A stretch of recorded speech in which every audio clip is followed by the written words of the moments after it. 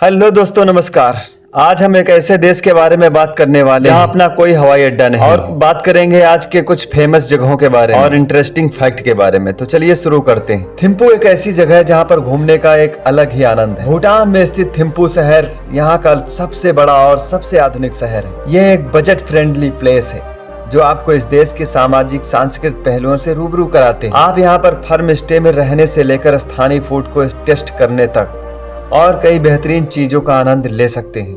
इतना ही नहीं, थिम्पू में ऐसे स्थान हैं जो आपको प्रकृति के लुभावने दृश्यों देखने का भी मौका देते हैं। अगर आप भूटान जाना चाहते हैं तो ऐसे में थिम्पू यकीनन आपकी बकेट लिस्ट में होना जरूर चाहिए। तो चलिए इस वीडियो में हम आपको थिम्पू में मौजूद कुछ ऐसी जगहों के बारे में और थिम्पू से जुड़े कुछ इंटरेस्टिंग फैक्ट के बारे में बताने जा रहे हैं, जिन्हें आपको भूटान घूमते हुए एक बार अवश्य जानना चाहिए। उत्तर दक्षिण दिशा में फैला थिम्पू जो लद्दाख नदी के रूप में भारत में बहती है। वहीं बात कर ली जाए इसकी ऊंचाई, जो थिम्पू ऊंचाई के हिसाब से दुनिया की 5वीं सबसे ऊंची राजधानी और इसकी ऊंचाई 2248 मीटर से 2648 मीटर तक है। और हैरानी की बात यह है कि थिम्पू का अपना हवाई अड्डा नहीं, इसके बजाय यह पारो हवाई अड्डे पर निर्भर है। भूटान के राजनीतिक और आर्थिक केंद्र के रूप में थिम्पू में एक प्रमुख कृषि और पशुओं को पालने पर निर्भर है, जो देश के जीएनपी में 45% का योगदान देता है। भूटान की संस्कृति थिम्पू में साहित्य, धर्म, रीति रिवाजों और राष्ट्रीय ड्रेस कोड,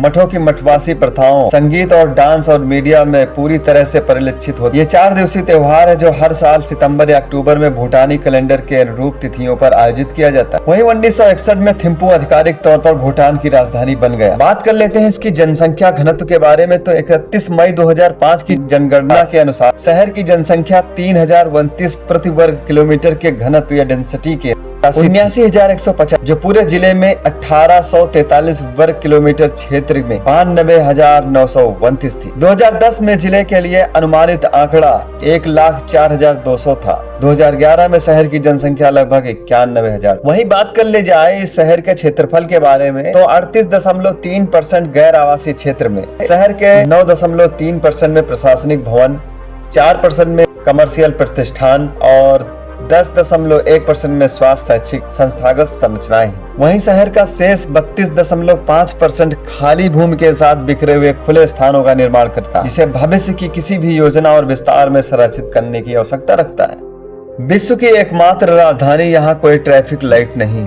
अपने इतिहास के अधिकांश भाग में भूटान ने अपनी संस्कृति को आधुनिकता के कुंद प्रभावों से बचाने के लिए सचेत रूप में प्रयास किया है।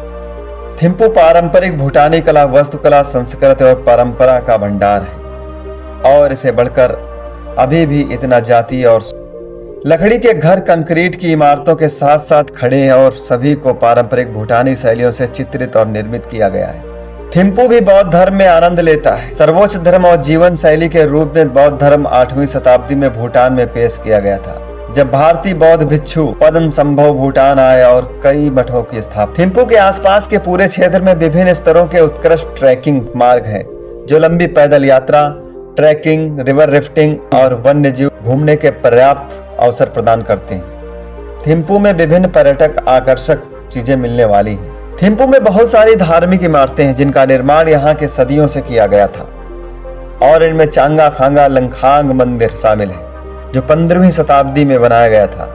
थिम्पू में रहने का सबसे सुखद अनुभव सड़कों पर टहलना है। ग्रामीणों की भीड़ सब्जियां, लाल मिर्च, पारंपरिक भूटानी मुखौटों और कालीन बेचते हैं। सड़कों पर पारंपरिक पोशाक पसंदीदा पोशाक बनी हुई है और स्थानीय भाषाएं जोंगखंगा और सरचोप सुनी जा सकती है। अब बात कर लेते हैं फेमस जगहों के बारे में। चंगखंगा लंखांग भूटान का सबसे पुराना ऐसा मंदिर है जहाँ पर लोग अभी भी रहते हैं। एक चट्टान के शीर्ष पर स्थित चंगाखांगा लंखांग थिम्पू में मुख्य आकर्षण में से एक है। इसे मठ जिनेन डोमत संगपा के घर के रूप में जाना जाता है। इस परिसर का निर्माण 13वीं शताब्दी में फेजो ड्रगोम झिंगपो के पुत्रों में से एक। अगर आप वाइल्ड लाइफ के बारे में जानना चाहते हैं तो ऐसे में मोतिंग था ताकिंग रिजर्व में जा सकते हैं। यह एक ऐसी जगह है जो दुनिया भर में वाइल्ड लाइफ उत्साही को अपनी ओर आकर्षित करती है। बता दें कि यह प्रिजर्व पहले एक मिनी चिड़ियाघर था, जिसे भूटान के राजा के आदेश के बाद इसे बंद कर दिया गया।